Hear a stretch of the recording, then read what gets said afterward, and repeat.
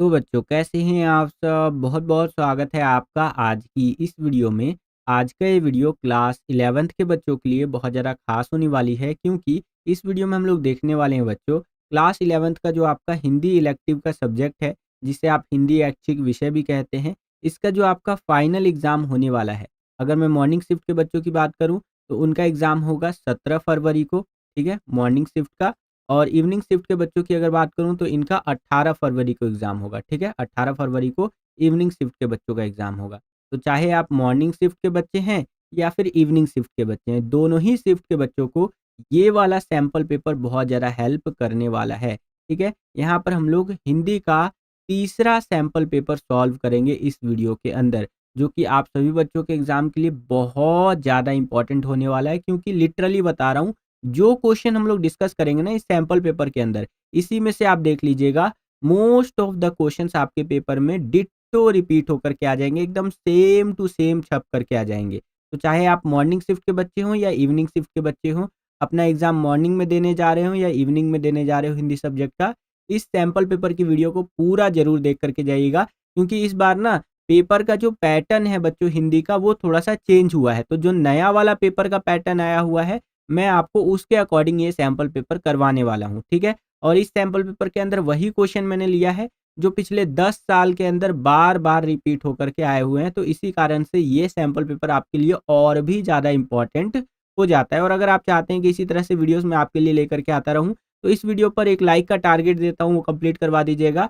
507 likes का, 507 like complete करवा दीजिएगा इस वीडियो पर। इससे हमारा जो ओवरऑल मोटिवेशन है वो बहुत ज़्यादा बढ़ जाता है। और आप चाहते हैं कि इसी तरह से और जल्दी-जल्दी वीडियो लेकर के आऊँ, तो कमेंट कर दीजिएगा यस जय सर या जय भैया, और जल्दी-जल्दी वीडियो लेकर के आइए।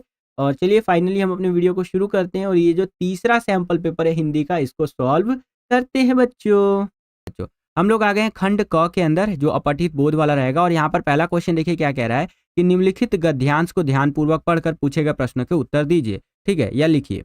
तो ये हमारा गद्यांश दिया गया है, इसको बड़े ध्यान से समझ लेते हैं कि इस गद्यांश के अंदर क्या क्या बातें बोली जा रही है। तो गद्यांश की लाइनें कुछ इस प्रकार से है कि मेहनत और सफलता का सीधा संबंध है। ठीक है, मेहनत और सफलता का अगर देखा जाए तो सीधा सीधा हमें यहाँ पर संबंध देखने को मिलता है। जाहिर सी बात है, सफलता कभी भी आसान नहीं होती, सफलता कभी भी आसान नहीं होती। इसके लिए व्यक्ति को कठोर मेहनत करनी पड़ती है। ठीक है, तो अगर आपको सफलता प्राप्त करनी है तो आपको कठोर मेहनत करना पड़ेगा ही पड़ेगा। यह कहा जाता है कि बिना कठिन परिश्रम के सफलता प्राप्त करना असंभव है। अगर आप मेहनत नहीं करेंगे तो आपको सफलता मिल ही नहीं सकती, ये कहा जाता है, और बिल्कुल सही कहा जाता है बच्चों। ठीक है, जीवन में किसी भी क्षेत्र में सफलता पाने के लिए सबसे महत्वपूर्ण तत्व है मेहनत। ठीक है, तो अगर आपको जीवन के अंदर किसी भी क्षेत्र में सफलता पानी है तो सबसे पहले तो आपको मेहनत करना पड़ेगा। किसी भी व्यक्ति के पास अगर महान उद्देश्य और दृढ़ निश्चय हो तो वह सफलता के मार्ग पर चल सकता है, लेकिन इसके लिए उसे निरंतर मेहनत करनी होती है। ठीक है, इस तरह से और भी कुछ कुछ बातें यहाँ पर बताई गई है, ये आप अपनी स्क्रीन पर देख सकते हैं। वीडियो को पॉज करके आप रीड कर सकते हैं बच्चों। बेसिकली मेहनत और सफलता के बेसिस पर ये हमारा यहाँ पर जो पैसेज है वो दिया गया है। क्लियर है? चलिए, इसके आधार पर जो हमसे क्वेश्चंस पूछे जा रहे हैं उनका आंसर एक बारी हम लोग देख लेते हैं। साथ ही साथ आप लोग भी आंसर करते हुए चलिएगा। ठीक है, मैं भी आपके चैट सेक्शन में आंसर देखता हुआ चलूंगा कि कौन सा बच्चा यहाँ पर आंसर कर रहा है। 46 बच्चे वॉचिंग पर है और 14 लाइक है। लाइक की संख्या को बढ़ाइए, यहाँ पर 320 लाइक का टारगेट है हमारा। ठीक है, पहला क्वेश्चन देखिए, इसी पैसेज के आधार पर हमसे पूछा है कि सफलता प्राप्त करने के लिए सबसे जरूरी तत्व क्या है। तो भैया अगर सफलता प्राप्त करना है हमें, तो हमें क्या करना पड़ेगा? मेहनत करना पड़ेगा। तो ग वाला विकल्प आपका बिल्कुल सही उत्तर हो जाएगा। नेक्स्ट क्वेश्चन देखिए यहाँ पर क्या है कि गद्यांश के अनुसार निम्नलिखित कथनों को ध्यानपूर्वक पढ़िए। ठीक है, जो अभी गद्यांश हमारा दिया गया था और उसके आधार पर ये कुछ कथन दिए गए हैं, यानी कि कुछ बातें दी गई हैं, उसको हमें पढ़ना है और बताना है क्या सही है क्या सही नहीं है बच्चों। तो देखिए पहला, बिना मेहनत के सफलता प्राप्त नहीं की जा सकती। बिल्कुल सही बात यहाँ पर बोला जा रहा है। अगर हमें सक्सेसफुल होना है तो मेहनत तो यहाँ पर करना ही पड़ेगा। अगला, मेहनत से व्यक्ति अपनी सीमाओं को पार करता है। ठीक है, मेहनत से क्या करता है? व्यक्ति की जो लिमिट्स होती है उसको वो क्रॉस करता है और आगे बढ़ जाता है। तो ये भी बात यहाँ पर कहीं ना कहीं सही बोली जा रही है। अगला, सफलता प्राप्त करने के लिए किसी अन्य का सहारा जरूरी है। ठीक है, ये है। और लास्ट में है, मेहनत का कोई विकल्प नहीं होता। मेहनत का कोई विकल्प नहीं होता है बच्चों। तो यहाँ पर आपका जो क वाला विकल्प है बिल्कुल सही उत्तर हो जाएगा कि फर्स्ट एंड सेकंड जो है ये आपका करेक्ट आंसर है बच्चों, कि बिना मेहनत के सफलता प्राप्त नहीं की जा सकती और मेहनत से व्यक्ति अपनी सीमाओं को पार करता है। ठीक है, इस पैसेज के अकॉर्डिंग ये आपका करेक्ट आंसर हो जाएगा। क्लियर है? चलिए आगे चलते हैं। अब हम लोग आ गए हैं अपने थर्ड क्वेश्चन के अंदर, जो कि आपका अभिव्यक्ति कह रहा हूँ अभिकथन और कारण वाला रहेगा। अभिव्यक्ति माध्यम वाले क्वेश्चंस को भी देखेंगे बच्चों। यहाँ पर ये जो क्वेश्चन है इसको पहले देख लेते हैं। यहाँ पर अभिकथन क्या कह रहा है कि सफलता पाने के लिए किसी भी व्यक्ति को यहाँ पर मेहनत करनी पड़ती है। ठीक है, ये मेहनत होगा। और कारण कह रहा है कि मेहनत से ही व्यक्ति अपनी कठिनाइयों को अवसर में बदल सकता है और सही विकल्प का आपको चयन करना है। तो यहाँ पर देखिए दोनों ही चीजें सही कही जा रही हैं कि भैया सफलता पाने के लिए किसी भी व्यक्ति को यहाँ पर मेहनत तो करना ही पड़ेगा। ठीक है, और मेहनत से ही व्यक्ति अपनी कठिनाइयों को अवसर में बदल सकता है। जो भी उसकी प्रॉब्लम्स है उसको एक अपॉर्चुनिटी में यहाँ पर वो बदल सकता है। तो इस हिसाब से आपका यहाँ पर करेक्ट आंसर हो जाएगा ये जो क वाला विकल्प है कि अभिकथन ए और कारण आर दोनों सत्य है और कारण आर जो है अभिकथन की सही व्याख्या करता है बच्चों। क्लियर है?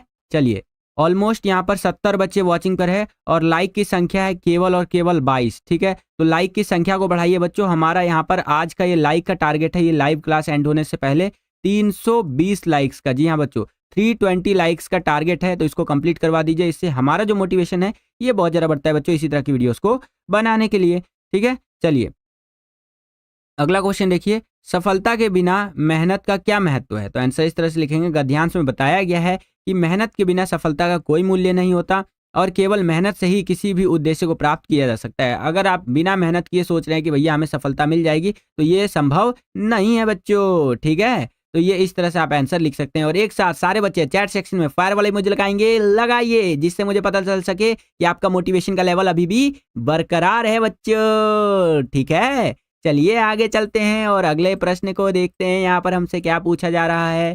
ठीक है, अगला प्रश्न देखिए, मेहनत और सफलता के संबंध को स्पष्ट कीजिए। ठीक है, तो मेहनत ही सफलता की कुंजी है। ठीक है, आपने ये जो लाइन है ये कहीं ना कहीं लिखा हुआ देखा होगा कि मेहनत ही सफलता की क्या है, कुंजी है। बिना मेहनत के कोई भी उद्देश्य हासिल करना संभव नहीं है। मेहनत से व्यक्ति अपनी सीमाओं को पार करता है और कठिनाइयों को अवसर में बदलने की क्षमता वो प्राप्त करता है। जो भी उसकी प्रॉब्लम चल रही है उसको एक अपॉर्चुनिटी के रूप में वो बदल देता है। ठीक है, तो इस तरह से आप यहाँ पर आंसर लिख सकते हैं। आशा करता हूँ कि आपको समझ में आया होगा। और 61 बच्चे वॉचिंग पर है। अब लाइक की संख्या हो गई है हमारी 36, तो इसको बढ़ाइए।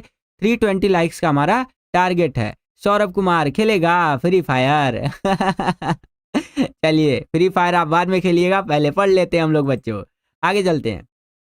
अगला क्वेश्चन देखिए, इतिहास में किस प्रकार के उदाहरणों से यह सिद्ध हुआ कि मेहनत से सफलता प्राप्त की जा सकती है? ठीक है, तो देखिए इस तरह से आंसर लिखेंगे कि महात्मा गांधी जी, सुभाष चंद्र बोस और डॉक्टर एपीजे अब्दुल कलाम जैसे महान व्यक्तियों ने कठिन परिश्रम करके अपने लक्ष्य को प्राप्त किया। इनके उदाहरण ये सिद्ध करते हैं कि अगर हम मेहनत करें तो कोई भी उद्देश्य असंभव नहीं होता है। अगर हम मेहनत करें तो कुछ भी हम प्राप्त कर सकते हैं। यहाँ पर कोई दिक्कत वाली बात यहाँ पर नहीं है बच्चों। ठीक है, चलिए अगला प्रश्न देखते हैं कि मेहनत करने से व्यक्ति में क्या परिवर्तन आते हैं। अगर हम मेहनत करें तो व्यक्ति के अंदर क्या क्या हमें परिवर्तन, चेंजेस देखने को मिलते हैं।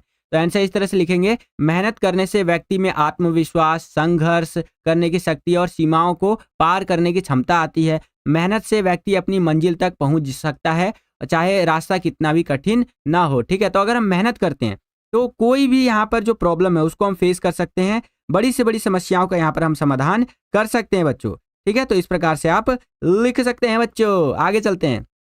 अगला क्वेश्चन देखिए, दूसरा क्वेश्चन हमारा काव्यांश के ऊपर रहने वाला है। इसको हमें पढ़ना है और इस पर आधारित प्रश्न जो है उसका आंसर हमें लिखना है। तो काव्यांश की लाइनें कुछ इस प्रकार से यहाँ पर आप देख सकते हैं कि जीवन है एक बहती धारा, कभी सरल कभी गहरा प्यारा, सपनों की सीढ़ी चढ़ते जाना, हर मुश्किल को हंसकर सह जाना।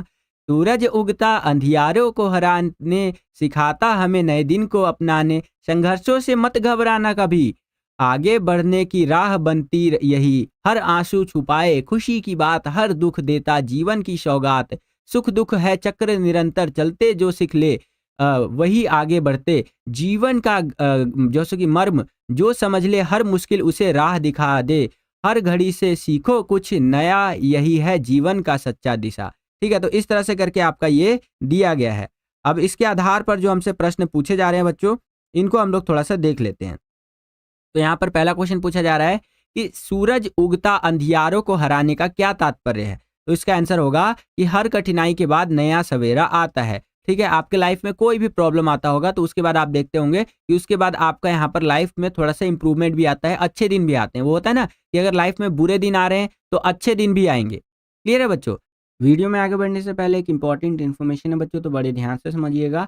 अगर आप अपने फाइनल एग्ज़ाम जो 2026 में आपका फाइनल एग्ज़ाम होने वाला है, इसकी तैयारी को नेक्स्ट लेवल पर ले जाना चाहते हैं और उन बच्चों की कैटेगरी में शामिल होना चाहते हैं जो लास्ट टाइम पे भी तैयारी करके अपने फाइनल एग्ज़ाम्स के अंदर बहुत अच्छे मार्क्स स्कोर करते हैं, तो आप हमारे द्वारा बनाए गए सैंपल क्वेश्चन पेपर्स को ले सकते हैं। ये सैंपल पेपर आपको आपकी तैयारी में बहुत ज़्यादा मदद करने वाले हैं बच्चों। लिटरली बता रहा हूँ, हमने इन सैंपल पेपर्स को बनाने में पिछले 6 महीने का समय लगा दिया है, ठीक है? वैसे तो पिछले साल भी हमने बच्चों को प्रोवाइड करवाया था, उससे पिछले साल भी ये सैंपल पेपर्स बच्चों को प्रोवाइड करवाया था।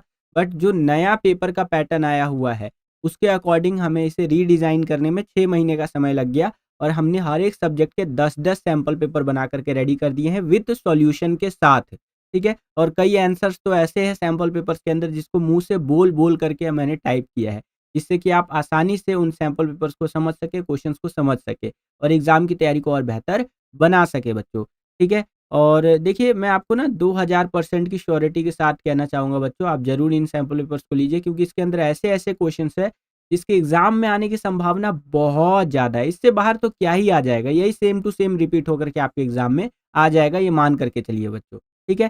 सैंपल पेपर्स को लेने के लिए सिंपली स्क्रीन पर जो आपको ये व्हाट्सएप नंबर दिख रहा है, इस पे आपको कॉन्टैक्ट करना है, हमारी टीम बैठी हुई है बैकग्राउंड में, उनसे आप सैंपल पेपर्स ले सकते हैं। और अभी के टाइम पे आपको 50% का डिस्काउंट भी देखने को मिलेगा बच्चों। वैसे तो एक सब्जेक्ट के सैंपल पेपर का जो ओरिजिनल प्राइस है वो ₹199 है, लेकिन 50% डिस्काउंट ऑफर के तहत केवल और केवल ₹99 में एक सब्जेक्ट का आप 10 सैंपल पेपर ले सकते हैं। अगर आपको डबल डिस्काउंट चाहिए, तो आप 4 सब्जेक्ट का एक साथ खरीद सकते हैं सैंपल पेपर, जिसके साथ आपको एक सब्जेक्ट का बिल्कुल फ्री मिल जाएगा। टोटल 50 सैंपल पेपर मिल जाएगा आपको ₹399 में, ठीक है? तो आज ही इन सैंपल पेपर्स को लीजिए और अपने फाइनल एग्ज़ाम की तैयारी को नेक्स्ट लेवल पर लेकर के जाइए बच्चों, ठीक है? चलिए वीडियो में आगे बढ़ते हैं।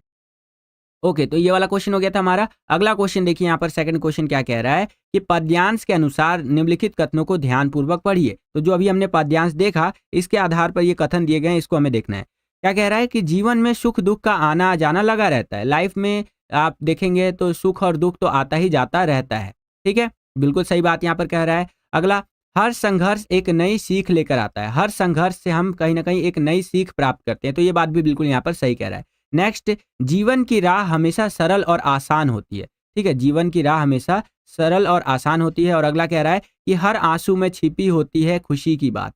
तो इस तरह से यहाँ पर 4 बातें आपको बताई गई हैं और करेक्ट आंसर की अगर मैं बात करूँ तो वो हो जाएगा आपका इसका घ वाला विकल्प करेक्ट हो जाएगा। फर्स्ट, सेकंड और फोर्थ ये करेक्ट हो जाएगा। जो ये थर्ड वाला बताया गया है ना, यहाँ पर आप देख सकते हैं इस तरह से कि जीवन की राह हमेशा सरल और आसान होती है, ये गलत है। लाइफ में अगर आप देखेंगे तो जो रास्ते होते हैं वो हमेशा आसान नहीं होते हैं, कठिन भी रास्ते आते हैं बच्चों लाइफ के अंदर। सर जी मोस्ट इंपॉर्टेंट क्वेश्चन बता दो। बिल्कुल, बिल्कुल। यहाँ पर मैं आपको पूरा ये सैंपल पेपर करवा रहा हूँ और ये सैंपल पेपर बहुत ज़्यादा इंपॉर्टेंट है कल के एग्जाम के पॉइंट ऑफ व्यू से, ठीक है बच्चों? और 65 बच्चे वॉचिंग पर है, लाइक की संख्या यहाँ पर 55 हो चुकी है, तो 55 लाइक्स को यहाँ पर लेकर के जाइए। कितने लाइक्स पर? 320 लाइक्स पर। क्योंकि देखिए जितना ज़्यादा वीडियो को आप लाइक करते हैं उतना ज़्यादा हमारा यहाँ पर मोटिवेशन बढ़ता है और वीडियोस को बनाने के लिए। क्योंकि एक सैंपल पेपर को डिज़ाइन करने के लिए हमें यहाँ पर 8 से 9-9 घंटे का टाइम लग जाता है। सोचिए 8-8 9-9 घंटे हम देते हैं, यहाँ पर सिस्टम पे बैठते हैं आपके लिए कंप्यूटर पर, उसके बाद यहाँ पर एक सैंपल पेपर डिज़ाइन करते हैं, ठीक है? तो एक लाइक तो हम यहाँ पर डिज़र्व करते ही करते हैं, ठीक है? एक लाइक अगर आप करेंगे तो ये बिल्कुल फ्री रहता है बच्चों। यहाँ पर लाइक करना बिल्कुल ही फ्री है, लेकिन ये हमारे लिए बहुत ज़्यादा वैल्यूएबल है क्योंकि इससे हमारा जो मोटिवेशन है बच्चों,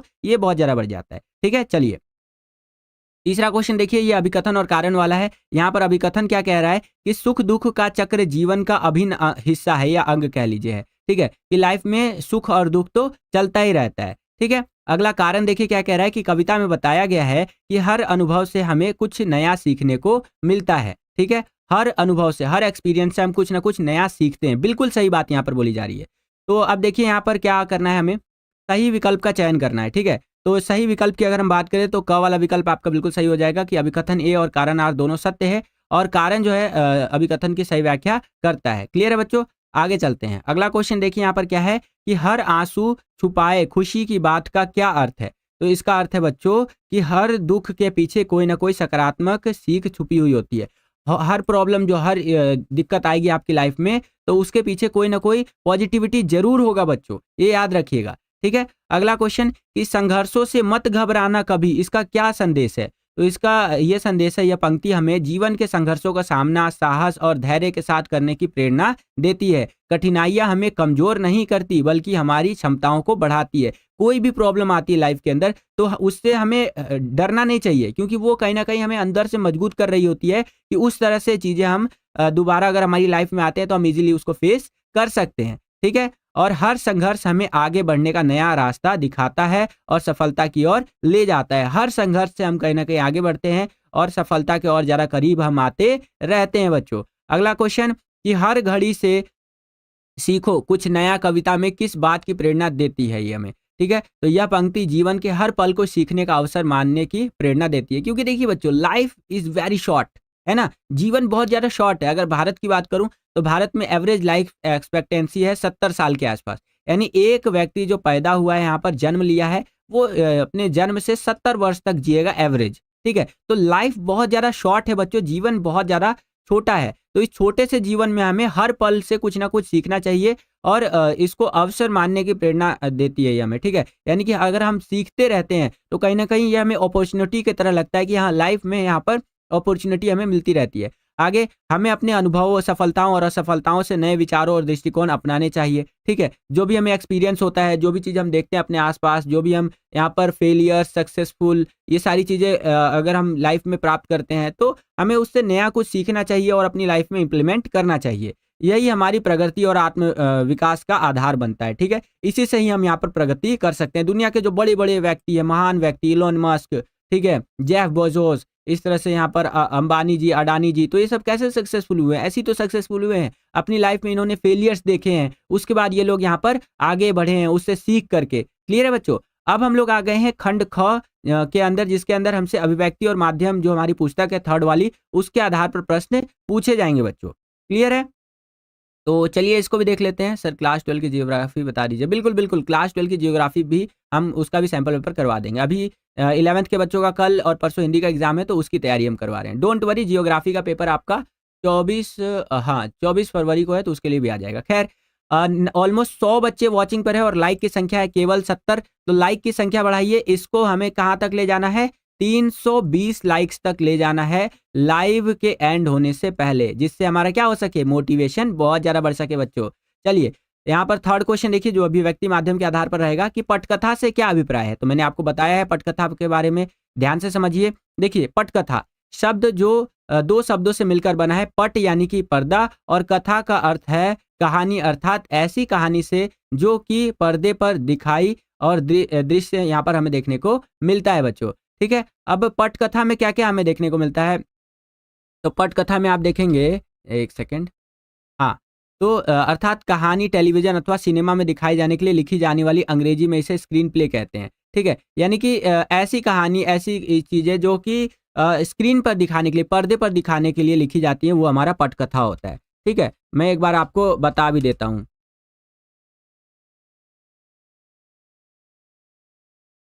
चलिए। हाँ, तो मैंने आपको ना ये वाला वन शॉट की वीडियो में करवाया था, ठीक है? चैट जीपीटी वगैरह का एग्ज़ाम्पल लेकर के मैंने आपको काफ़ी कुछ समझाया था यहाँ पर। क्लियर है बच्चों? चलिए,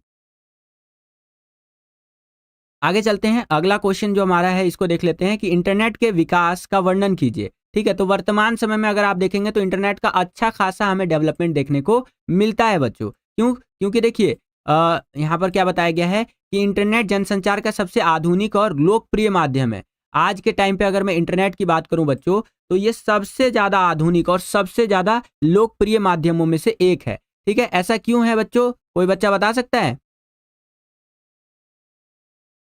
तो देखिए, अगर हम इंटरनेट की बात कर रहे हैं ना बच्चों, तो इंटरनेट पर आज के टाइम पे क्या नहीं देखने को मिलता है आपको? हर एक चीज़ इंटरनेट पर देखने को मिलती है बच्चों। ठीक है? एग्ज़ाम्पल के लिए अगर मान लीजिए कुछ चीज़ आपको सर्च करना है, कोई न्यूज़ कन्फर्म करनी है, तुरंत गूगल पे जाएँगे आप, ठीक है? गूगल खोला आपने और वहाँ पर जाकर के कोई भी चीज़ यहाँ पर सर्च आप कर सकते हैं, है कि नहीं? तो गूगल पर जाकर के आप चीज़ों को सर्च कर सकते हैं। यहाँ पर डेटा का विशाल भंडार आपको देखने को मिल जाएगा, ठीक है? और भी किताब वगैरह सब कुछ आपको मिल जाएगा। अगर आप कोई न्यूज़ पढ़ना चाहते हैं, ठीक है, कोई इन्फॉर्मेशन प्राप्त करना चाहते हैं, एजुकेशन चाहते हैं, एंटरटेनमेंट चाहते हैं, रील्स पर जाइए, मस्त एकदम रील्स हमारा स्क्रॉल करते रहिए, एंटरटेनमेंट मिलता रहेगा। अपने दोस्त से बात करना चाहते हैं, व्हाट्सएप का इस्तेमाल कर सकते हैं, है कि नहीं? न्यूज़पेपर पढ़ना चाहते हैं तो ई न्यूज़पेपर अवेलेबल है आज के टाइम पे इंटरनेट पर। तो ये सारी चीज़ें आप लिख सकते हैं। सर मॉर्निंग में लाइव होगा, बिल्कुल मॉर्निंग में लाइव क्लास आपका होगा बच्चों, ठीक है? सर स्टडी मटेरियल बिल्कुल, बिल्कुल। तो इस तरह से है। रेडियो, टेलीविज़न, किताबें, सिनेमा, यहाँ तक कि इसमें पुस्तकालय के भी सारे गुण हमें देखने को मिलते हैं। इंटरनेट के अंदर आप देखेंगे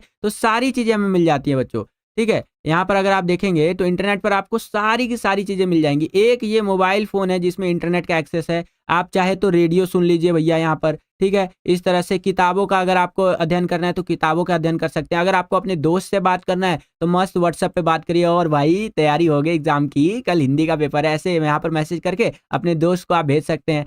तो आपको ओवरऑल सब चीज़ों का फ़ायदा इंटरनेट से मिल रहा है। इसलिए कहा जाता है कि इंटरनेट जो है जनसंचार का सबसे आधुनिक और सबसे लोकप्रिय माध्यम है। यहाँ तक कि आप ये वीडियो भी देख पा रहे हैं, तो किस कारण से देख पा रहे हैं? इंटरनेट की मदद से आप ये देख पा रहे हैं इस वीडियो को। क्लियर है बच्चों?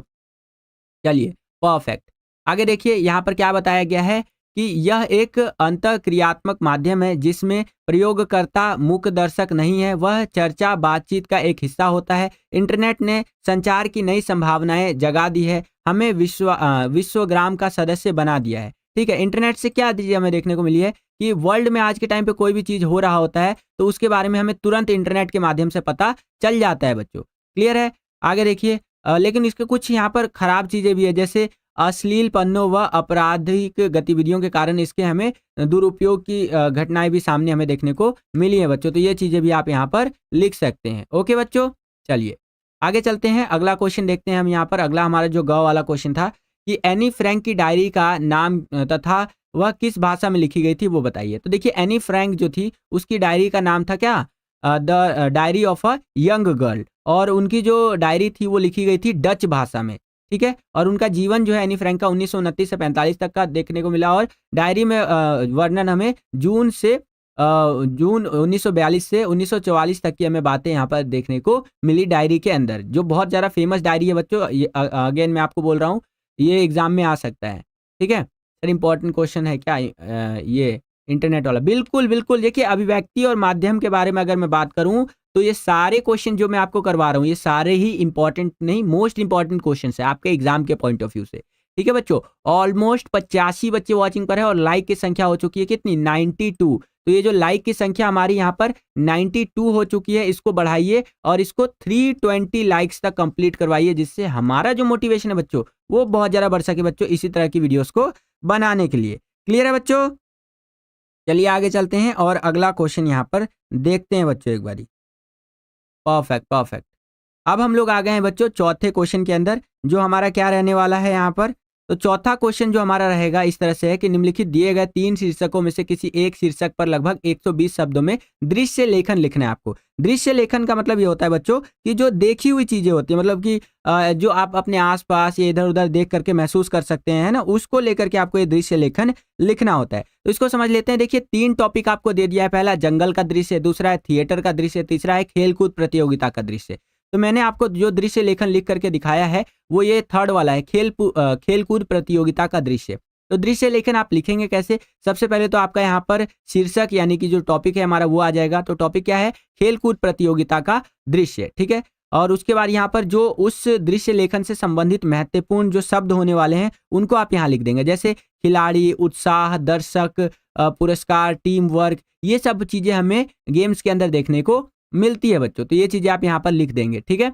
और 101 लाइक्स हमारे कंप्लीट हो चुके हैं, इसके लिए बहुत बहुत बधाई आप सबका।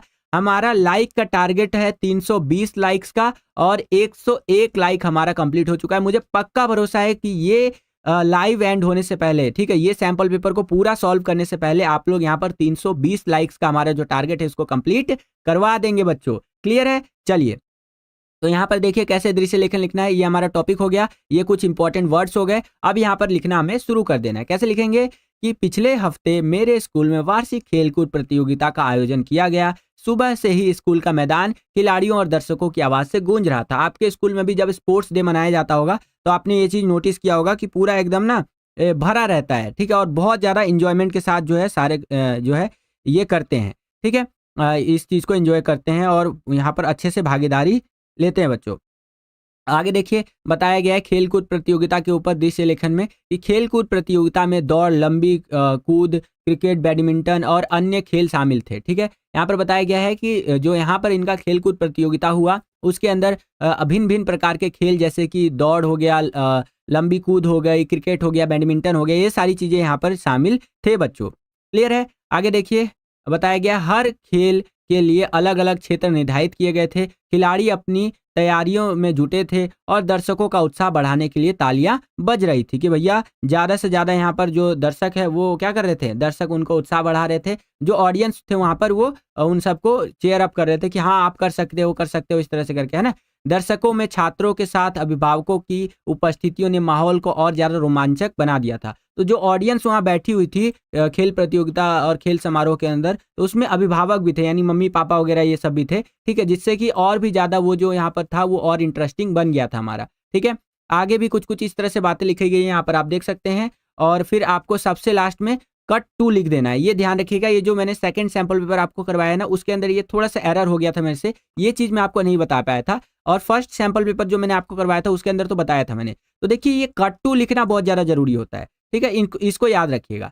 आगे चलते हैं, अब हम लोग आ गए हैं यहाँ पर अपने 5वें क्वेश्चन के अंदर। यहाँ पर क्या कह रहा है कि निम्नलिखित दिए गए विषयों में से किसी एक विषय पर लगभग 120 शब्दों में पत्र लिखिए। ठीक है, तो इस तरह से हमारा ये दे रखा है कि आपके इलाके में सार्वजनिक परिवहन की सेवाएं असुविधा हो रही है। ठीक है, मतलब यहाँ बस वगैरह की बात बोल रहा है, तो उसमें आपको काफ़ी प्रॉब्लम फेस करने को मिल रही है, उसको लेकर के आपको लिखना है। और एक और दे रखा है आपको, ये देख लेते हैं, जस्ट अ सेकेंड। ये यहाँ पर थोड़ा-सा टाइपिंग एरर है, तो इसको हम यहाँ पर कंप्लीट कर लेते हैं। 1 मिनट दीजिए बच्चों मुझे।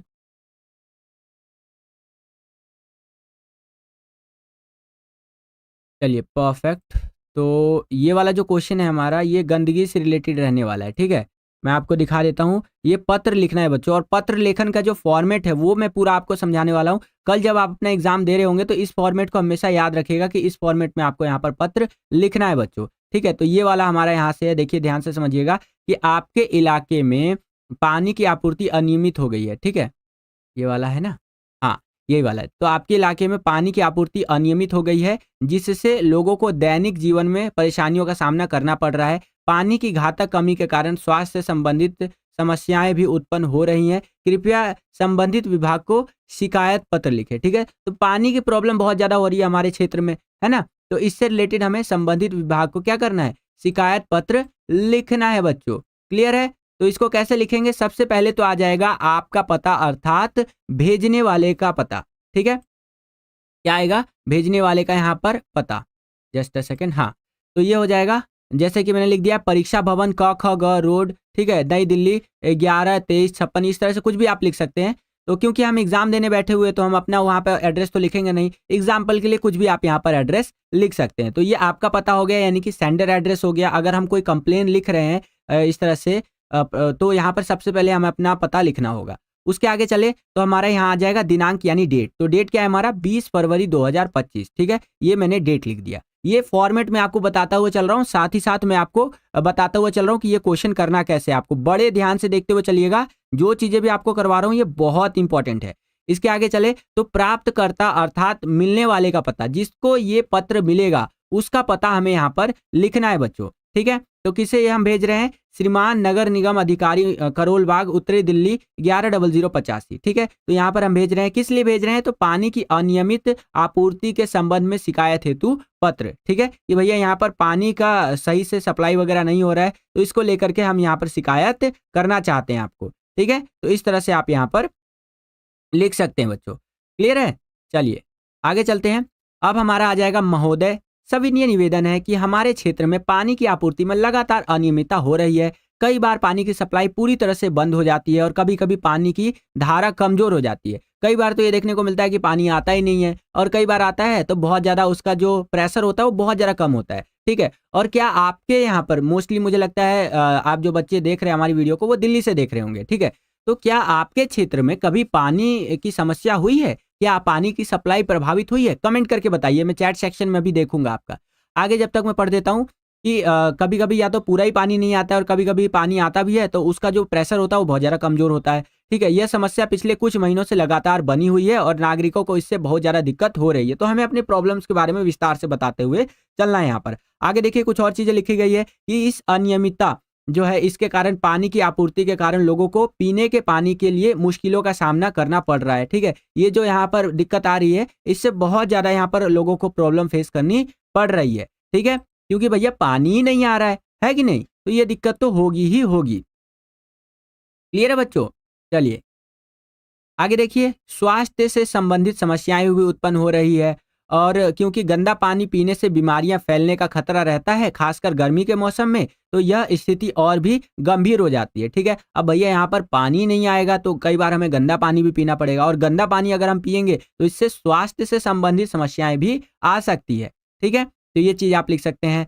स्वच्छ पानी न मिलने से दैनिक जीवन के अन्य कार्य भी प्रभावित हो रहे हैं। आपसे निवेदन है कि कृपया इस समस्या का समाधान शीघ्र किया जाए। पानी की नियमित आपूर्ति सुनिश्चित करने के लिए आवश्यक कदम उठाएं ताकि क्षेत्रवासियों को हो रही कठिनाइयों का समाधान हो सके। ठीक है, तो इस तरह से हम यहाँ लेटर लिख देंगे और इसी के अंदर हमारा फिर लास्ट में आ जाएगा धन्यवाद भवदीय क ख, इस तरह से करके आप लिख सकते हैं। ठीक है, नाम ये जो रहेगा हमारा। तो ये हो गया हमारा कंप्लीट। आगे चलते हैं, आगे चलते हैं और अन्य क्वेश्चंस को देखते हैं। ये वाला क्वेश्चन देखिए बच्चों, निम्नलिखित दिए गए विषयों में से किसी एक विषय पर 120 शब्दों में व्यवहारिक लेखन लिखिए। ठीक है, तो यहाँ पर पहला है आपके क्षेत्र में प्लास्टिक मुक्त भारत अभियान के तहत जागरूकता अभियान यहाँ पर चलाया गया है। इस विवरण मतलब इस पर विवरण प्रतिवेदन और विस्तृत प्रतिवेदन उपाय शामिल हो, ऐसा लिखना है हमें। अगला ध्वजारोहण वाला है, ये है, और थर्ड वाला ये है। तो मैंने आपको ये सेकंड वाला करके दिखाया है। देखिए 3 आपको क्वेश्चन दिए जाएंगे, 3 में से कोई एक करना है। तो ये जो ख वाला है ना, ये करके मैंने आपको दिखाया है। क्या है क्वेश्चन कि आपके विद्यालय में स्वतंत्रता दिवस के कार्यक्रम के लिए कार्यसूची तैयार कीजिए जिसमें ध्वजारोहण, ठीक है, यानी झंडा फहराने की बात कर रहा है, और भाषण, सांस्कृतिक कार्यक्रम और अन्य आयोजन की समय सीमा और जिम्मेदारियों का हमें विवरण देखने को मिले। ठीक है, तो कैसे करेंगे उसको देख लेते हैं एक बारी। Just a second. हाँ, तो विद्यालय, एक सेकेंड, ये हो गया प्लास्टिक मुक्त भारत अभियान। एक सेकेंड, मैंने शायद आपको ये वाला करके दिखाया है, वो वाला शायद दूसरे सैंपल पेपर में था। एक सेकेंड, हाँ, तो ये मैंने ना आपको ये वाला करके दिखाया है, एक बार मैं देख भी लेता हूँ।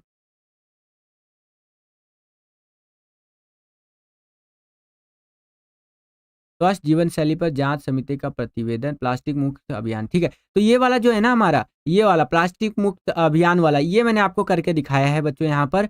वो वाला मैंने आपको दूसरे सैंपल पेपर में करके दिखाया था। ठीक है, तो क वाला जो क्वेश्चन है इसको देख लीजिए यहाँ पर। क वाला जो क्वेश्चन है इसको देखेंगे ध्यान से। चलिए, 124 बच्चे वॉचिंग पर है और 129 लाइक हो चुका है। क्या बात है, क्या बात है। तो देखिए क्वेश्चन क्या है यहाँ पर कि आपके क्षेत्र में प्लास्टिक मुक्त भारत अभियान के तहत जागरूकता अभियान चलाया गया है। इस पर विस्तृत प्रतिवेदन यहाँ पर उपाय शामिल हो लिखिए इसके ऊपर। ठीक है, तो कैसे लिखेंगे? प्लास्टिक मुक्त भारत अभियान पर जागरूकता अभियान का प्रतिवेदन जो इस तरह से हम तैयार करेंगे। देखिए प्रतिवेदन वाला क्वेश्चन आपका आएगा, अगर आप ध्यान से समझ के जाएंगे तो इजीली आप इस चीज को अटेंड कर सकते हैं। अगर आप ध्यान से नहीं समझेंगे तो बहुत दिक्कत आपको हो सकता है बच्चों। इसलिए मैं बोल रहा हूँ प्रतिवेदन वाले क्वेश्चन को बड़े ध्यान से यहाँ पर समझते हुए चलिए कि कैसे आपको करना है बच्चों। क्लियर है? चलिए परफेक्ट। तो यहाँ पर समझिए स्वस्थ जीवन शैली पर जांच समिति का प्रतिवेदन। विद्यालय में स्वस्थ जीवन शैली पर विद्यालय में इस तरह से बताया गया है कि एक संगोष्ठी आयोजित किया गया जिसमें छात्रों को पोषण और व्यवहार के महत्व को समझाया गया है। इसके अंदर काफी सारी चीजें बताई गई हैं। ठीक है,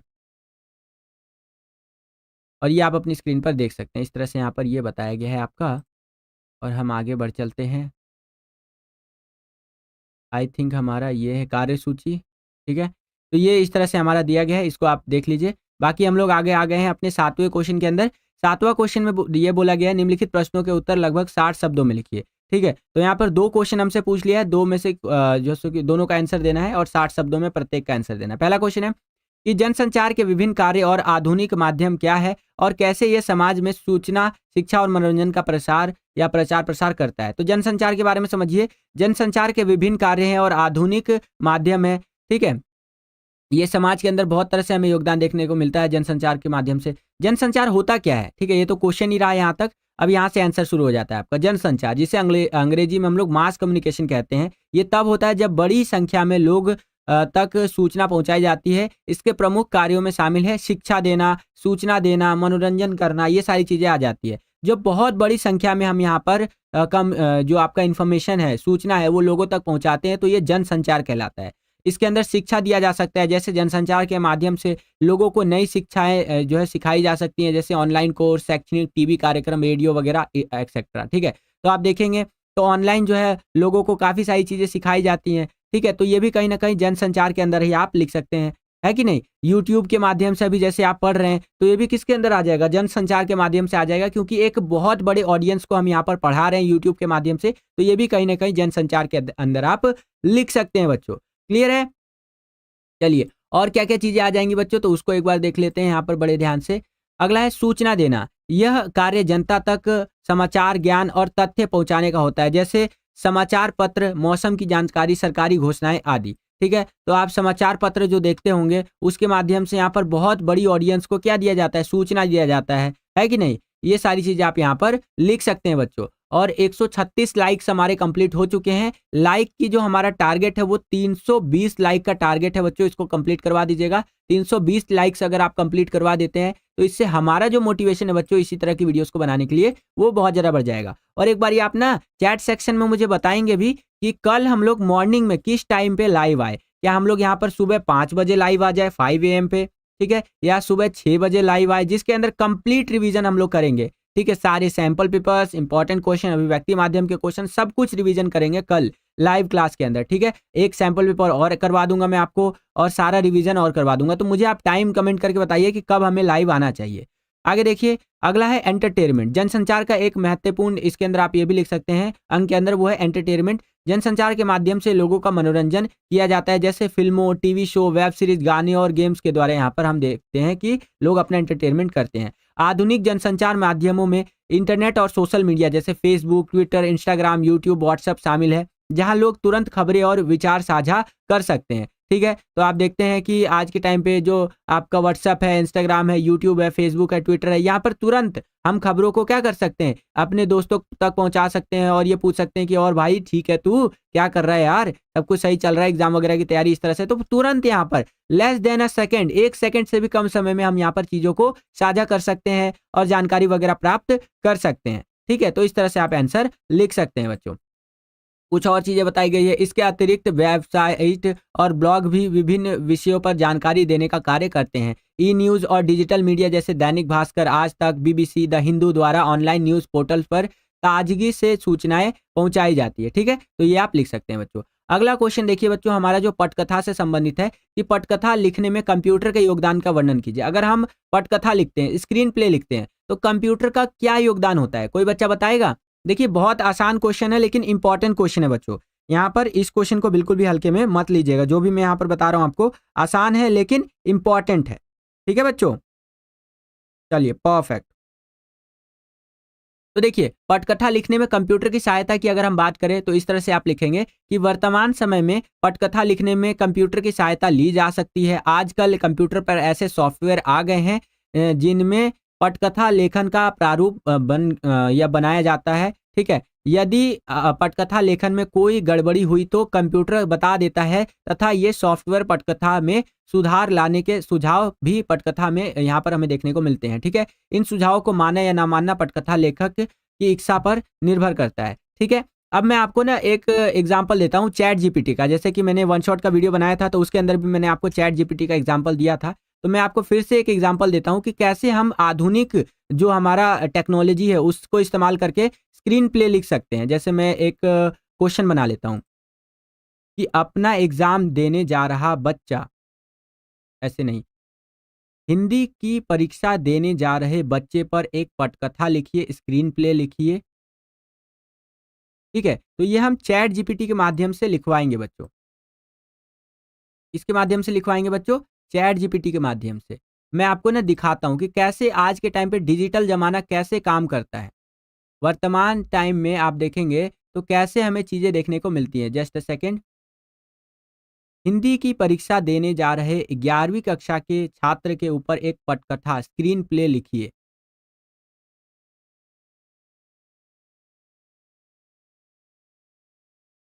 ठीक है, तो देखिए ये मैंने चैट जीपीटी खोल लिया है। अगर आप देख पा रहे हैं तो आपको दिख रहा होगा कि कैसे हम यहाँ पर इस्तेमाल कर सकते हैं चैट जीपीटी का। ये देख रहे हैं? चैट जीपीटी हमें पूरा पटकथा लिख करके बता रहा है। ये देखिए आप अपनी स्क्रीन पर, पूरा ये पटकथा हमें लाइव लिख करके दिखा रहा है। इतना आधुनिक टेक्नोलॉजी के ज़माने में हम जी रहे हैं बच्चों। ये देखिए, दृश्य 1 में क्या होगा, दृश्य 2 में क्या होगा। इस तरह से जो स्क्रीन प्ले लिखते हैं आज के टाइम पे जो लोग, तो वो आधुनिक डिजिटल चीज़ों का इस्तेमाल कर रहे हैं, डिजिटल सॉफ्टवेयर का इस्तेमाल कर रहे हैं, जिससे कि वो आसानी से स्क्रीन प्ले लिख सकते हैं। अब ये हमें लिख करके बता रहा है चैट जीपीटी। अब इसमें हमें कुछ एडिट करना है, कुछ सुधार करना है, तो आप अपने हिसाब से कर सकते हैं, है कि नहीं? ये सारा का सारा हमें स्क्रीन प्ले लिख करके दिखाएगा। जैसे कि आप यहाँ पर देख सकते हैं, ये पूरा का पूरा स्क्रीन प्ले हमें लिख करके दिखा रहा है। किसी भी भाषा में हम इससे लिखवा सकते हैं। ये तो हिंदी में हमें लिख करके दिखा रहा है। अगर मान लीजिए कि मैं इसे किसी और भाषा में लिखवाता हूँ, ठीक है?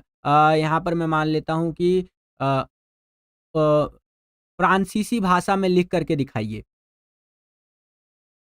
तो ये देखिए बच्चों, मैंने यही पटकथा इसको बोला चैट जीपीटी को कि मुझे फ्रांसीसी भाषा में लिख करके बताओ। तो ये देखिए, ये फ्रांसीसी भाषा में मुझे लिख करके दिखाएगा। समझ रहे हैं आप? तो कितना ज़्यादा वर्तमान समय में हम डिजिटली नए-नए टेक्नोलॉजीज़ का इस्तेमाल हम कर पा रहे हैं। ठीक है? इसको और किसी भाषा में भी बोल सकते हैं हम, है कि नहीं? सर इसमें कुछ समझ नहीं आया। अभी बता रहा हूँ, मैं फिर से आपको बता रहा हूँ इस चीज़ को। इसको मैं यहाँ पर बोलता हूँ, हरियाणवी भाषा में लिख करके बताइए। अब पटकथा अगर मुझे लिखना है, देखिए मैं यहाँ पर आपको शॉर्ट में बता देता हूँ बच्चों, पटकथा लेखन क्या होता है, जिसके अंदर हम स्क्रिप्ट लिखते हैं। कोई भी मूवी बनती है बच्चों, तो वो जो पर्दे पर, बड़े पर्दे पर या छोटे पर्दे पर दिखाने के लिए बनती है बच्चों, तो उससे पहले मूवी का एक स्क्रिप्ट तैयार किया जाता है। जैसे बाहुबली मूवी है, बाहुबली मूवी जब बनी होगी, तो उसके अंदर जो एक्टर्स होंगे, वो क्या बोलेंगे, नहीं बोलेंगे, कहाँ पर वो सीन शूट होगा, नहीं होगा, तो सबको यहाँ पर लेकर के एक स्क्रिप्ट लिखी जाती है पहले। ठीक है? उसके बाद यहाँ पर जो मूवी है वो शूट की जाती है। तो वही आपका पटकथा लेखन होता है, ठीक है? अब वही मैंने यहाँ पर एक पटकथा लेखन बोला है करने के लिए, ठीक है? तो ये मुझे चैट जीपीटी लिख करके यहाँ पर दिखा रहा है बच्चों। तो ये जस्ट फॉर एग्ज़ाम्पल मैं आपको यहाँ पर दिखा रहा हूँ कि चैट जीपीटी कितना डिजिटली हमें चीज़ों को करके दिखा देता है और कितना ज़्यादा बढ़िया है। ये हरियाणवी में भी मुझे पटकथा लिख करके बताएगा, ठीक है? जैसे जगह, घर की कमरे में सुबह का समय स्क्रीन पर दिखा है कि एक छोटा-सा, इस तरह से करके आप हरियाणवी में किसी भी भाषा में इससे पटकथा लिखवा सकते हैं। और चैट जीपीटी एक ऐसा टूल है बच्चों, जो मैं आप सभी को रिकमेंड करना चाहूँगा। इसका इस्तेमाल कीजिए बच्चों, और आपके जो है सो कि पढ़ाई में ये आपको बहुत ज़्यादा हेल्प करेगा बच्चों। खैर, तो यहाँ पर आइए, ये आप देख सकते हैं, इस तरह से आंसर आपको लिखना है। अब हम लोग आ गए हैं खंड ग के अंदर, जिसे अंग्रेजी में हम सेक्शन सी भी कहते हैं, और वैसे हिंदी का पेपर है, मैं अंग्रेजी में क्यों कह रहा हूँ। खैर, तो हमारा इस तरह से है, ये आप देख सकते हैं। यहाँ पर पाठ्य पुस्तक जो अंतरा है और अंतराल है, इसके आधार पर प्रश्न हमसे पूछे जाएँगे बच्चों। तो चलिए देख लेते हैं एक-एक करके यहाँ पर क्वेश्चन्स को, ठीक है? 8वाँ क्वेश्चन यहाँ पर इस तरह से है, निम्नलिखित पठित पद्यांश पर आधारित बहुविकल्पीय प्रश्नों के सर्वाधिक उपयुक्त विकल्प चुन कर के लिखिए, ठीक है? तो ये हमें पद्यांश दे दिया है, इसको हमें पढ़ना है, और इसके आधार पर जो प्रश्न हमसे पूछे जा रहे हैं, उसका उत्तर हमें लिखना है बच्चों। चलिए, इस तरह से हमारा है, इसको आप देख लीजिए, ये पद्यांश हमारा दिया गया है। अब इसके आधार पर हमसे यहाँ पर प्रश्न पूछे जा रहे हैं, ये आप अपनी स्क्रीन पर देख सकते हैं। ये प्रश्न है, ये मैंने आपको करवा भी रखा है, ये आप देख लीजिए। बाकी जो मेन क्वेश्चन्स है हमारे, उसको हम लोग डिस्कस कर लेते हैं बच्चों, जो आपके चैप्टर के बेसिस पर जो सीधा-सीधा क्वेश्चन्स हमसे पूछे जा रहे हैं। जैसे 9वाँ क्वेश्चन हो गया आपका, ये आपका काव्य खंड पर आधारित है, और इसमें 2 प्रश्न हमें करना है, ठीक है? इस तरह से यहाँ पर प्रश्न दिए गए हैं, इसमें से 2 प्रश्न करना है। पहला प्रश्न, इस देश में अनेक धर्म, जाति, मज़हब और संप्रदाय के लोग रहते हैं, किंतु कबीर हिंदू और मुसलमान की बात क्यों करते हैं? तो कबीर जी के समय में हिंदू और जो है कि मुसलमान 2 ही प्रमुख धर्म थे। इन दोनों धर्मों के बीच मतभेद और संघर्ष भी बहुत अधिक था। कबीर ने इन दोनों धर्मों के लोगों को एक-दूसरे के प्रति सहिष्णुता और प्रेम का पाठ पढ़ाया। उन्होंने दोनों धर्मों के लोगों को अपने-अपने धर्मों के रीति-रिवाज़ों और आडंबरों से ऊपर उठकर सच्ची भक्ति के मार्ग पर चलने का आह्वान किया। इसलिए कबीर ने हिंदू धर्म और जो इस्लाम धर्म है उसकी बात ये करते थे। ठीक है? अगला क्वेश्चन, संध्या के बाद कविता में सामाजिक समानता की छवि की कल्पना किस प्रकार से यहाँ पर की गई है? तो देखिए, कवि ने लाला के विचारों के माध्यम से सामाजिक समानता की छवि को अभिव्यक्त किया है। यह कल्पना इस प्रकार है कि संपूर्ण आय का समान वितरण होना चाहिए, ठीक है? कर्म के आधार पर आय का वितरण होना चाहिए। कर्म के आधार पर, देखिए जो जैसा कर्म करता है उस हिसाब से उसको यहाँ पर आय प्राप्त होनी चाहिए। ठीक है बच्चों? क्लियर है? ये सारी चीज़ें हमें यहाँ पर देखने को मिलती है। इसी तरह से आप यहाँ पर देख सकते हैं बच्चों, कुछ और क्वेश्चन्स यहाँ पर दिए गए हैं और आंसर आपको इस प्रकार से लिखते हुए चलना है।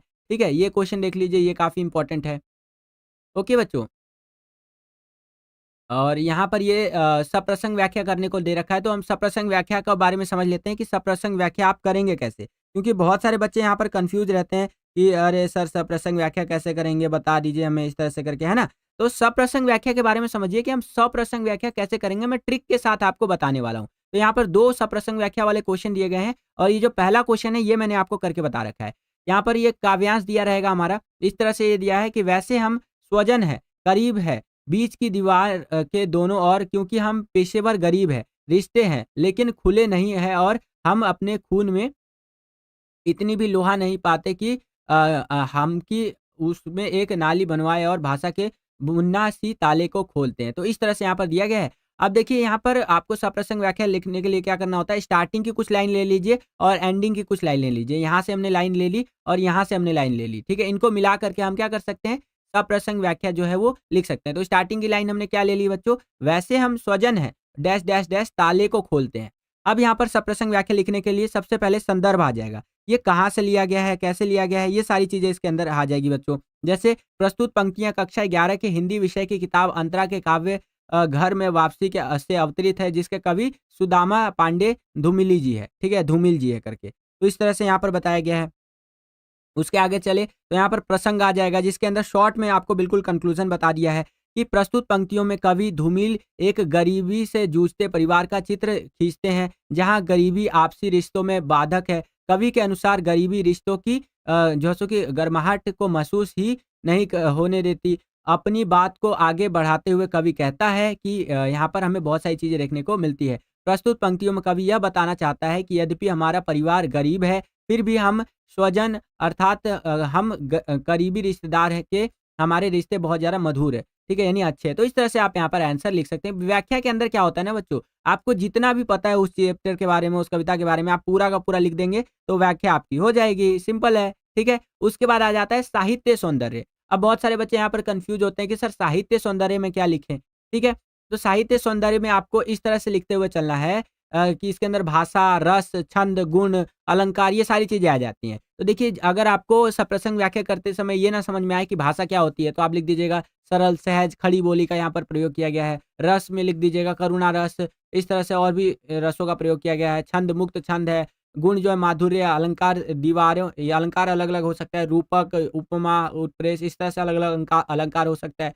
तो आप अपने हिसाब से लिख सकते हैं। यहाँ पर देखिए क्या लिखा गया है, दीवार के दोनों अनुप्रास तथा भाषा के मुन्ना सी उपमा ये हमें गुण यहाँ पर देखने को मिलता है मतलब अलंकार के इस तरह से है ना?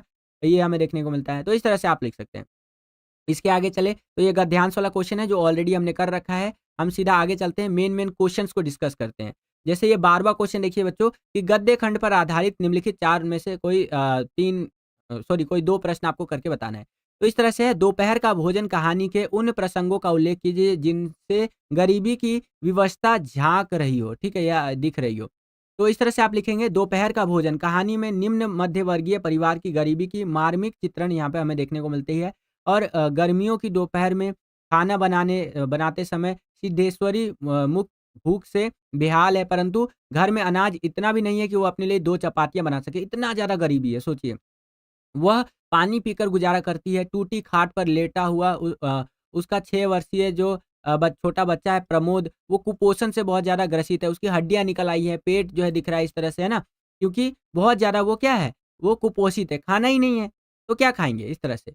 बाकी अगला क्वेश्चन आप यहाँ देख सकते हैं, इस तरह से दिया गया है और आंसर आपको इस प्रकार से लिखते हुए चलना है। मोस्टली क्वेश्चन्स मैंने आपको करवा रखे हैं बच्चों, यहाँ पर बाकी आप देख सकते हैं, इस तरह से आपको लिखते हुए चलना है। ठीक है? एक ये वाला क्वेश्चन देख लीजिए बच्चों, ये क्वेश्चन मैं कहूँगा बहुत ज़्यादा इम्पोर्टेंट है, तो बड़े ध्यान से समझिएगा इस क्वेश्चन को। और ये क्वेश्चन देखने से पहले मैं एक बार लाइक का टारगेट देख लेता हूँ। ओके, 76 बच्चे वॉचिंग पर है और लाइक का टारगेट हमारा 179 कंप्लीट हो चुका है। तो लाइक के टारगेट को और बढ़ाइए बच्चों, यहाँ मतलब लाइक के टारगेट को कह रहा हूँ। जो हमारा लाइक का टारगेट है 320 लाइक्स का, उसको तो कंप्लीट करवा ही दीजिए एटलीस्ट, है कि नहीं? 320 लाइक्स का हमारा टारगेट है। आज ये लाइव एंड होने से पहले इसको ज़रूर कंप्लीट करवा दीजिएगा।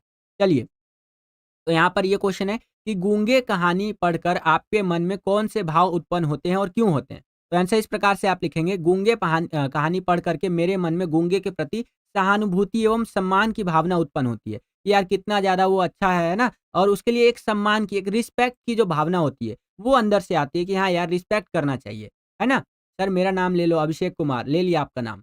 चलिए, मेरे अनुसार गूंगा सहानुभूति का पात्र नहीं है। उसको हमें सहानुभूति नहीं देना है कि हाँ भाई ठीक है ये वो सम्मान का पात्र है। उसे हमें यहाँ पर सम्मान देना चाहिए, है कि नहीं? उसे सहानुभूति की कोई ज़रूरत नहीं है। जैसे एक फ़ेमस डायलॉग है जो आजकल ना ये बहुत ज़्यादा प्रचलित है समाज के अंदर कि ऐसे बच्चे बोलते हैं, "अरे यार! मुझे ज़रूरत है पैसों की और सब मुझे ज्ञान देने आ जाते हैं। जिसको देखो वही यहाँ पर फ्री का ज्ञान देने आ जाता है। ज़रूरत मुझे पैसों की है और लोग मुझे ज्ञान दे रहे हैं।" चलिए, आगे देखिए क्या बताया गया है कि उसे भी आम लोगों की तरह पूरा अधिकार पाने का हक है। ज़ाहिर-सी बात है भैया यहाँ पर गूंगे कहानी में जो ज़िक्र किया गया है गूंगे के बारे में, तो यहाँ पर उसके बारे में बताया गया है कि उसे भी आम लोगों की तरह पूरा अधिकार पाने का हक है। यदि गूंगे को सही लोग तथा सही दिशा निर्देश मिलता, तो संभवतः वह हमारी तरह जीवन जी पाता मतलब जो नॉर्मल लाइफ़ होती है वो जी पाता है और गूंगे के जीवन में व्याप्त लोगों का व्यवहार ही उसे सहानुभूति का पात्र बना देती है और गूंगे की लड़ाई लोगों से नहीं अपितु उस समाज से है जो उसे समानता का अधिकार नहीं देती है। उसकी कमी उसे सहानुभूति का पात्र जो है वो बना देती है। तो इस प्रकार से इस क्वेश्चन का आंसर आपको लिखना है। इम्पोर्टेंट था बच्चों याद रखिएगा बहुत ज़्यादा इम्पोर्टेंट क्वेश्चन था ये। एग्ज़ाम में आने की संभावना बहुत ज़्यादा है। और ऑलमोस्ट हमारे 200 लाइक्स कंप्लीट हो चुके हैं। तो लाइक जो है वो करते रहिए और यहाँ पर कितना लाइक का टारगेट हमें कंप्लीट करना है 320 लाइक्स का हमें टारगेट कंप्लीट करना है। बहुत मेहनत लगता है बच्चों आपके लिए इस तरह की वीडियोस बनाने के लिए। लाइक दबा के कर दीजिएगा। जितना ज़्यादा वीडियो को आप लाइक करते हैं उतना ज़्यादा हमारा मोटिवेशन बढ़ता है बच्चों इसी तरह की वीडियोस को बनाने के लिए। ठीक है बच्चों? चलिए आगे चलते हैं। चलिए परफेक्ट। आगे चलें तो हमारा यहाँ पर अगला क्वेश्चन आ जाता है और ये वाला क्वेश्चन हमारा ये उसके ऊपर है आपका सप्रसंग व्याख्या के ऊपर है। तो इसको भी देखेंगे एक बारी हम। यहाँ पर मैं आपको इस तरह से हाँ, चलिए परफेक्ट। ये 13वां क्वेश्चन है, हाँ। तो ये देखिए यहाँ पर क्या बोला गया है, निम्नलिखित में से दिए गए गद्यांश की सप्रसंग व्याख्या कीजिए, ठीक है? तो ये हमें गद्यांश दे दिया है, ये पहला वाला गद्यांश देख सकते हैं आप और ये दूसरा वाला गद्यांश हमें दे दिया है। तो ऊपर वाला जो गद्यांश है आपका, इसका मैंने आपको सप्रसंग व्याख्या करके बता रखा है। ये गद्यांश क्या दिया है, इसको बड़े ध्यान से समझते हैं कि यह अप्रत्याशित नहीं है कि भारत के सामाजिक विकास और बदलाव के आंदोलन में जिन 5 समाज सुधारकों के नाम लिए जाते हैं उनमें महात्मा जी ज्योतिबाई फूले के नाम ये शुमार नहीं है। ठीक है? तो इस तरह से ये आपका ये दिया गया है। अब अगेन मैंने आपको बताया था सप्रसंग व्याख्या करने के लिए क्या करना है, शुरुआत की लाइनें ले लेनी है और एंडिंग की लाइनें ले लेनी है। यहाँ लिख देना है और बीच में इस तरह से डैश, डैश, डैश ये लिख देना है। अब संदर्भ में आ जाइए कि प्रस्तुत पंक्तियाँ कक्षा 11 के विषय हिंदी मतलब हिंदी विषय की किताब अंतरा के गद्य ज्योतिबाई फूले से अवतरित है, यहाँ से ली गई है और जिसके लेखिका कौन है? सुधा अरोड़ा जी है। कौन है बच्चों? सुधा अरोड़ा जी है। प्रसंग के अंदर हमें कंक्लूजन लिखना होता है, मोटा-मोटा यहाँ पर क्या बातें हो रही है, ठीक है? तो प्रस्तुत गद्यांश में लेखिका ने ज्योतिबाई फूले के सामाजिक कार्यों की झांकी प्रस्तुत की है, ठीक है? तो इस तरह से लिखेंगे। फिर व्याख्या के अंदर पूरा व्याख्या करते हुए चलिए कि क्या-क्या इसके अंदर देखने को मिलता है, क्या नहीं देखने को मिलता है, सारा व्याख्या आप कर दीजिए। और 320 लाइक्स का हमारा टारगेट था और 210 लाइक हमारे कंप्लीट हो चुके हैं बच्चों। तो ऑलमोस्ट यहाँ पर 100 से थोड़े ही लाइक ज़्यादा हमारे बचे हुए हैं। ये आप करवा दीजिए देन हमारा यहाँ पर जो टारगेट है वो कंप्लीट हो जाएगा और ये सैंपल पेपर भी बस कुछ ही क्वेश्चन अब हमारे रह गए हैं, ठीक है? व्याख्या के अंदर क्या लिखेंगे कि लेखिका बताती है कि ज्योतिबा फूले का नाम भारत के प्रमुख यहाँ पर 5 समाज सुधारकों की सूची में शामिल नहीं किया जाता है। यह कोई अचानक घटित हुई किसी घटना का परिणाम नहीं है। भारत के समाज को प्रगति और परिवर्तन की दिशा में आगे बढ़ाने वाले ज्योतिबा फूले को इस सूची से अलग किया गया है, ठीक है? अलग-थलग कर दिया गया है। वास्तव में उन्हें सराहनीयता का कार्य यहाँ पर इग्नोर किया गया है जानबूझ करके, ठीक है? ये कोई ऐसे कोइंसिडेंट वाली बात नहीं है, जानबूझ करके ये सारी चीज़ें की गई हैं, ठीक है? फिर उसके बाद आ जाएँगे साहित्य सौंदर्य के अंदर, जिसके अंदर कुछ-कुछ चीज़ें आप लिख देंगे, भाषा खड़ी बोली का प्रयोग किया गया है, सरल सहज सुबोध भाषा शैली है हमारी, ठीक है? व्यंग्यात्मक शब्दों की बहुलता है, यहाँ पर व्यंग कसे गए हैं बहुत सारे, है ना? और शैली विषयानुकूल व प्रभावशाली है, रोचकता हमें देखने को मिलती है, तो ये सारी चीज़ें आप लिख सकते हैं बच्चों। क्लियर है? आशा करता हूँ कि आपको समझ में आया होगा। इसके आगे अगर हम लोग चले बच्चों, तो अब हमारा आ जाता है 14वां क्वेश्चन, ठीक है? एक बार 14वां क्वेश्चन दिखा देता हूँ, इसमें क्या कह रहा है? इसमें बेसिकली 3 क्वेश्चन आपसे पूछे जाएँगे, एक बारी मैं आपको दिखा देता हूँ। Just a second. हाँ, तो यहाँ पर आप देखेंगे यहाँ पर 3 प्रश्न आपसे पूछे जाएँगे और 3 में से 2 के उत्तर लिखने हैं 100-100 शब्दों में, ठीक है, तो इसके लिए मैंने जो वन शॉट का पीडीएफ बना रखा है वो खोल लेता हूँ। उसमें से आपको एक्स्ट्रा क्वेश्चंस भी करवा दूँगा मैं आपको। क्योंकि ये क्वेश्चंस मोस्टली हमने डिस्कस कर रखे थे इसमें के, तो मैं आपके लिए वन शॉट का जो पीडीएफ है उसको ओपन कर लेता हूँ और उसमें से हम चीज़ों को डिस्कस करेंगे। क्योंकि देखिए बच्चों, जो हम अभी डिस्कस कर रहे हैं वो बहुत ज़्यादा इम्पोर्टेंट है। ठीक है? तो एक बारी मैं यहाँ पर वन शॉट ओपन कर लेता हूँ, क्लास 11th की हिंदी का। ओके? जस्ट अ सेकंड, मुझे 1 मिनट का समय दीजिए। हिंदी हिंदी संभवतः वो वन शॉट का अगर मुझे पीडीएफ मिल जाता है तो मैं डेफ़िनेटली आपको करवा दूँगा, नहीं तो यहाँ पर तो हमारे क्वेश्चंस दिए ही गए हैं। तो मोस्टली शायद वो का ये था। हाँ, तो यहाँ से कुछ क्वेश्चंस को हम लोग डिस्कस कर लेते हैं बच्चों। हाँ, ये आ गया हमारा, ठीक है? यहाँ पर हम क्वेश्चंस को डिस्कस करेंगे और देखिए क्योंकि 3 क्वेश्चन हमसे पूछा जाएगा ना बच्चों, तो हम डिस्कस कर लेते हैं एक-एक करके। मैं 3 आपको वेरी, वेरी इंपॉर्टेंट क्वेश्चंस बता देता हूँ, जो कि आपके एग्ज़ाम के पॉइंट ऑफ व्यू से बहुत ज़्यादा इंपॉर्टेंट है। ये वाला क्वेश्चन देखिए बच्चों, ये क्वेश्चन मैंने आपसे कम बार डिस्कस कर रखा है। इसको लेकिन देखिए बहुत ज़्यादा इंपॉर्टेंट ये क्वेश्चन है, एग्ज़ाम में आने की संभावना बहुत ज़्यादा है इसकी। ठीक है? इस क्वेश्चन के अंदर हमसे क्या पूछा गया है कि हामिद की किन्हीं 3 चारित्रिक विशेषताओं का वर्णन कीजिए, जिन्होंने उसे कहानी का नायक बना दिया। ठीक है? सर बफर हो रहा है। कोई बात नहीं, ये बफर हो रहा होगा क्योंकि कुछ यहाँ पर इश्यू चल रहा है, यूट्यूब बाबा की तरफ से हो जाता है थोड़ा-थोड़ा। तो आप बने रहिए, ठीक है? यहाँ पर जो है अभी हम पूरा पेपर अपना सॉल्व करेंगे बच्चों, क्लियर है? हाँ, तो ये वाला क्वेश्चन देखिए बच्चों, यहाँ पर हमसे क्या पूछ रहा है कि हामिद की किन्हीं 3 चारित्रिक विशेषताओं का वर्णन कीजिए, जिसे उसने कहानी का नायक बना दिया, हीरो बना दिया। तो देखिए ईदगाह कहानी में हामिद ही एकमात्र ऐसा पात्र है जो पाठकों को सबसे अधिक प्रभावित करता है। उसके जिन गुणों से या जिन गुणों ने उसे कहानी का नायक बना दिया वो निम्नलिखित है। पहला, हामिद एक तर्कशील बालक है, ठीक है? वह अपनी तर्कों को अपने साथियों को पराजित कर देता है। तो यानी जो भी बात वो रखता है बच्चों, फैक्ट के साथ यहाँ पर प्रेज़ेंट करता है। जिससे कि कोई भी उससे जीत नहीं पाता है जल्दी। इसीलिए वो यहाँ पर कहानी का क्या है, नायक है, हीरो है। हामिद एक समझदार बालक है, वो व्यर्थ की चीज़ों नहीं खरीदता और स्वयं पर नियंत्रण रखता है। उसको पता है कि क्या चीज़ें उसे खरीदनी है और क्या चीज़ें उसे नहीं खरीदनी है, तो बहुत ज़्यादा वो समझदार बालक है। ठीक है बच्चों? आगे, हामिद दादी के प्रति अत्यंत संवेदनशील है। तभी तो वह मेले में अपने लिए कुछ ना खरीद करके दादी के लिए चिमटा खरीद करके लाता है बच्चों। तो इस तरह से आंसर आपको लिखना है। अगला, हामिद से रिलेटेड क्वेश्चन देखिए, यहाँ पर क्या है कि हामिद ने चिमटे की उपयोगिता सिद्ध करने के लिए क्या-क्या तर्क दिए? तो ये इंपॉर्टेंट है। देखिए, हामिद ने चिमटे की उपयोगिता सिद्ध करने के लिए निम्नलिखित तर्क दिए। पहला, चिमटा बड़े काम की चीज़ है। रोटियाँ तवे से उतारो तो चूल्हे में सेंक लो और दूसरे को आग पकड़ा दो, है कि नहीं? तो इस तरह से यहाँ पर है, ये बहुत ज़्यादा हेल्प करता है रोटी वगैरह बनाने में, क्लियर है? 222 लाइक्स हमारे कंप्लीट हो चुके हैं।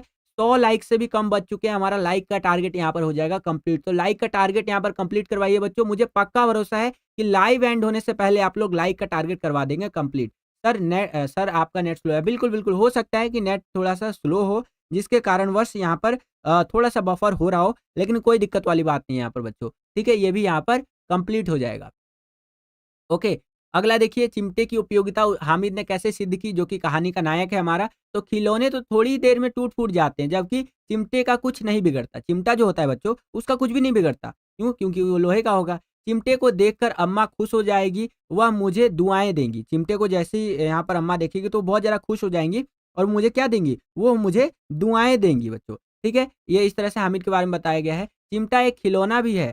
इसे कंधे पर रखो तो बंदूक हो जाता है। एजुकेशनल पर्पज़ के लिए बता रहा हूँ। हाथ में लो तो यहाँ पर फ़कीरों का चिमटा है। इससे मजीरे का काम भी लिया जा सकता है कि मजीरा बजाओ डब-डब डब-डब इस तरह से, है ना? और चिमटे का कोई बाल भी बाँका नहीं कर सकता। चिमटा खिलौने का बादशाह है और रुस्तमे हिंद सिद्ध हुआ है ये। ठीक है? तो इस तरह से भी पूछ सकता है कि रुस्तमे हिंद से क्या तात्पर्य है? तो ये चिमटे के बारे में बातें बताई गई हैं। तो इस तरह से हामिद ने चिमटे की उपयोगिता सिद्ध करने के लिए ये तर्क दिए बच्चों। क्लियर है?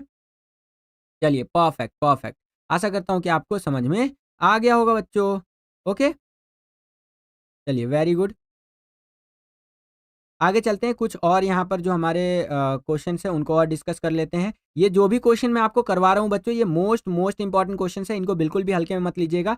कल जो आपका एग्ज़ाम होने वाली दर्शाई गई है और ईदगाह पर नमाज़ पढ़ी जाती है। वहीं एकता व मातृत्व का दृश्य दिखाई देता है। वहीं मेला लगता है जहाँ ईद की चहल-पहल है। यह शीर्षक कहानी के प्रमुख स्थल के आधार पर है, अतः पूर्ण उचित है और ये यहाँ पर आप कह सकते हैं। कोई अन्य शीर्षक की बात करें तो इस कहानी के आधार पर आप एक और शीर्षक लिख सकते हैं कि हामिद का चिमटा अथवा ईद का उपहार। ठीक है, तो इस तरह से एक और यहाँ पर शीर्षक आप दे सकते हैं इसको। क्लियर है बच्चों?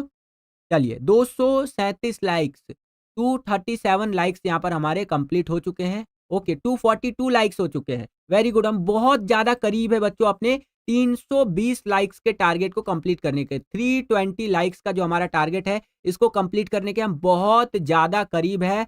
तो बड़े ध्यान से आप देखते हुए चलिए क्वेश्चंस को और लाइक के टारगेट को कंप्लीट करवाते हुए चलिए। यहाँ पर बस हम थोड़ी देर में एंड करेंगे इस लाइव क्लास को, लेकिन मुझे लगता है कि एंड होने से पहले जहाँ तक है आप लोग लाइक का टारगेट कंप्लीट करवा देंगे। अब जब इतने करीब हम लोग आ चुके हैं अपने लाइक के टारगेट को, तो डेफिनेटली इसको कंप्लीट करवा दीजिए। इससे हमारा जो मोटिवेशन है ये बहुत ज़्यादा बढ़ जाएगा बच्चों इसी तरह की वीडियोज़ को बनाने के लिए। क्लियर है बच्चों?